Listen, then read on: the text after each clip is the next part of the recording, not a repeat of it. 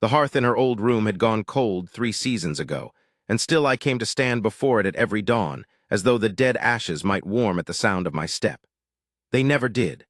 That empty grate is the truest thing I own now, gray and swept and silent, and I built my whole kingdom of Duskvale around the mistake that made it so.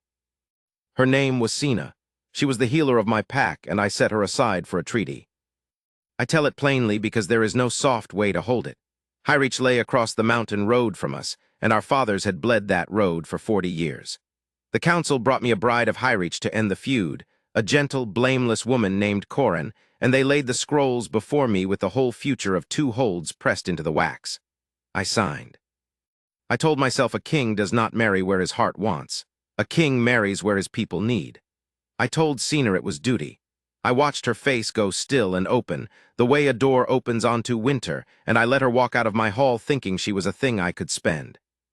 She did not weep. She did not beg. She packed her satchel of herbs and her mother's copper kettle, and she was gone up the mountain road before the ink on the treaty had fully dried. I called it off 8 days later. 8 days. I have counted them so many times the number has worn smooth. I went to Corin myself and knelt and told her the truth, that I could not give her a marriage when my whole self was already spoken for, and that gracious woman took my hand and said she had known it since the first hour. We ended the feud another way, with trade and open passes and a treaty of equals. I did the right thing at last. But by then the room was cold, and Sina was not in it. My wolf did not howl. It was worse than that. Where she had been in me there was only an absence with a shape, an ache like a missing tooth, my tongue going again and again to the gap, my breath reaching for the warm green scent of her, and finding nothing but the memory of finding nothing. I would wake and turn my head toward the side of the world she used to stand on. She was my fated mate. I had known it the first time her hands touched a wounded man in my hall, and my whole blood had answered. And I had let duty tell me the bond was a luxury I could not afford. For 3 seasons I searched. I sent no soldiers. She would have heard soldiers and vanished. I went myself, cloaked, into every valley the road could reach, and I asked after a healer with river-dark hair and hands that did not shake. I found her in the 9th month, in the high pass in the snow. There is a waystation where the road crests between the 2 holds, an old stone house with a lantern in its window for travelers caught by weather. I had passed it 100 times as a boy and never marked it. Now the lantern was lit, and the yard was swept, and there were dried herbs in bundles under the eaves, and a goat in a clean pen, and smoke rising straight and steady from a chimney that knew how to keep a fire. Someone had made this broken-down shelter into a place that held people alive through the killing cold. Travelers spoke of the waystation woman the way you speak of a saint you have met in the flesh, the healer of the high pass, who turned no one away and asked no one's hold. She had not withered without me. She had built a life so full and so respected that it had a name up and down the mountain, and my name was nowhere in it. I stood in her yard in the falling snow with my hand raised to her door, and I could not make myself knock. What does a man say who threw away the one gift the world had made for him? I knocked anyway. Cowardice is a thing you do around, not through. The door opened on warm gold light, and there she was. Older by 3 years and lovelier for it, an apron at her waist and flower on her wrist, her hair bound up and one dark strand loose against her cheek. She looked at me the way you look at weather, a thing that comes and will pass. Not fear, not longing. A steady, sovereign calm, as if my face were a page she had finished reading long ago.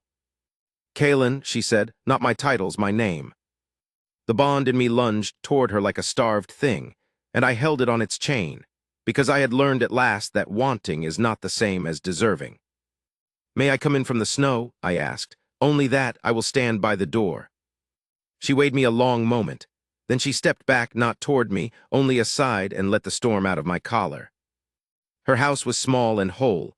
Bundled feverfew and the copper kettle I remembered singing on a hook, a cot for travelers. A second cot empty, and I hated the leap of relief in my chest at the sight of it and made myself set the feeling down. I had no rights here. I had signed them all away in wax. "I ended the treaty," I said. "The week after you left, there is no bride. There was never going to be a marriage I have come to." "I know about the treaty," she said, pouring hot water over dark leaves without looking up. "Travelers talk. I have known these 3 years." She set the cup in my cold hands. Her fingers did not touch mine. "You did not come to tell me news, Kaelin. You came to be forgiven. Those are different roads." The tea was bitter and good. I drank it because she had made it, and because a man who has ruined a thing should take whatever bitter cup its owner pours. I will not ask to be forgiven, I said. I have no standing to ask you for anything. I only wanted you to hear it from my own mouth once, and then I will go back down the mountain and leave your door alone forever if that is what you tell me to do. You built this. I would not walk into it as though it were mine to take. It is yours. You are your own. Something moved behind her eyes then, the first crack in the weather calm. She turned to the fire so I would not see it, and I loved her so much in that moment that it was a kind of pain in the chest, a bright, clean ache with her whole shape in it. Do you know what the worst of it was? She said to the flames. Not that you chose duty. I could have honored a king who chose duty. It was that you decided for me. You looked at the fated bond between us, mine as much as yours, and you spent it without asking whether I would have paid a different price. You made me a coin. She turned back. I will not be a coin a second time, not for the treaty, not even for love. Then decide, I said. Everything, whether I stay the night in your yard or ride at once, whether I ever come again, whether you ever want me at all. I will hold to whatever you choose, and I will not decide one grain of it for you as long as I live. I did not come to take you back. I came to put the choice into your hands where it should have been from the first. The snow ticked against the window. The kettle sang down to quiet. She looked at me for a long time, and I made myself be looked at, all my regret bare, no crown between us, only a man who had learned too late what he'd been given. Sit, she said at last. By the fire, you are letting the cold in. I sat, that was all. She went about her evening as if I were any traveler, and I helped where she let me, carried water, mended the pen latch, held a lamp while she splinted a herder's dog that came whimpering to the door at midnight. We did not speak of the bond. She did not fall into my arms, and I would not have wanted her to. A thing that falls can be dropped again. I wanted a thing that chose. She let me stay 3 days, then a week. She set the terms, and I kept every one. On the 10th night, splitting kindling in the cold blue dusk, she came out to me with her breath clouding the air and stood close enough that at last the scent of her reached me, green and warm and living, and the missing tooth in me was suddenly, achingly whole. The bond did not roar back. It settled, quiet and sure, like a hand finding a hand in the dark. I am not coming because you searched, she said. I want that plain between us. I am coming because I looked at you long enough to see you changed, and I decided. Mine, on my road at my hour. On your road, I said, at your hour, every hour after this one. We rode down to Duskvale in the spring thaw, and she came as the healer and the lady of the hold in my own free heart. On terms she wrote herself, and I signed gladly. The first thing I did in my hall was call for the treaty scrolls, every copy, the wax and the ribbon and the careful clerkly hand that had once weighed her worth against a road. I carried them to the great hearth myself, the one that never goes cold, and I fed them to the fire while she watched. I made her one vow as they curled and blackened. Never again would I let any parchment, any counsel, any duty on this earth decide the worth of what I loved. The flames took the last of it. The room was warm. And she was in it.